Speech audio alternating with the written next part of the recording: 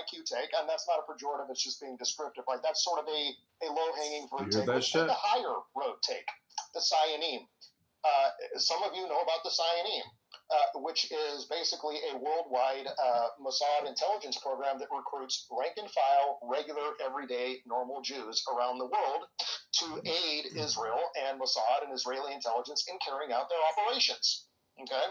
And this comprises perhaps tens of thousands or hundreds of thousands of rank-and-file Jews around the world who are on lists and who are enlisted to help the Mossad carry out their operations.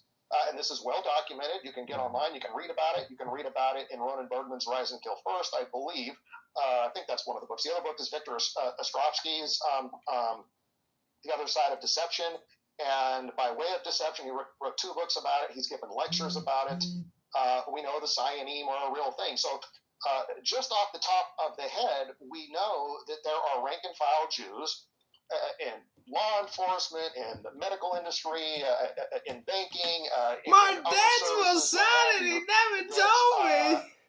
That aid Israel in carrying out these operations. There's an interesting statistic that Victor Ostrovsky, who himself is a Jew, former member of the Mossad, tells about the Sayanim. He says, of all the Jews that the Mossad approaches to become a Sayanim, that's the singular, to become a Sayan, he says only about 30% of Jews say yes. 70% say no. He says, but none of them will tattle.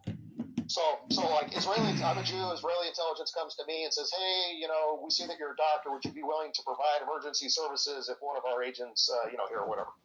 And the doctor, 30% chance he might say yes. 70% chance he might say no. What if he says no? Well, then he also keeps his mouth shut too. He doesn't tattle. He doesn't say, hey, I tried to get this foreign intelligence service tried to recruit me.